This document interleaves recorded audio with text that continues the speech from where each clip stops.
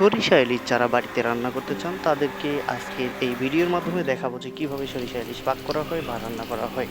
বেগুন ভাজা শেষ, এবারে মাখিয়ে নিয়েছি ইলিশ মাছটি। তারপরে আদা রসুন পেঁয়াজ যা আছে আমাদের মশলা সব রকমের দিয়ে একটা জায়গাতে করেছি। তারপরে কিছুক্ষণ পর পানি দিয়েছি, সেই পানি থেকে একটু ঝোল রস বের হচ্ছে। তো আমরা একটু দেখি বেগুন ভাজিটা আমাদের সম্পন্ন হয়ে গিয়েছে। তারপরে আমরা এই বেগুন ভাজিটা দিয়ে দিব এখানে। এই বেগুন ভাজিটা কিন্তু যে দিতে পারে সে দিবে, না দিতে পারলে কোনো সমস্যা নাই, আপনারা যে কোনোভাবে খেতে পারেন। তারপরে আস্তে আস্তে আমরা মাছটি দিয়ে দিব। এই মাছটি দেওয়ার পর আমরা ভালোভাবে একটু কষিয়ে নিব।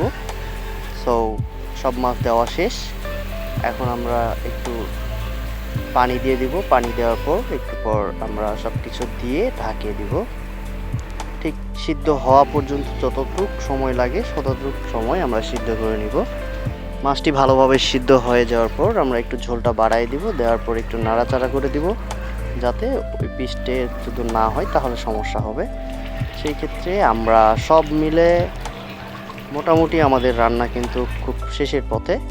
আমাদের রান্না শেষ হয়ে গিয়েছে। এবার যা হলো তা ফাইনালি আপনাদেরকে দেখালাম। আমাদের এই রং কালার মিলে একদম সরিষা ইলিশ খাতেই হবে। এই রকম করে আপনারা বাসায় পাকাতে পারেন সরিষা ইলিশ।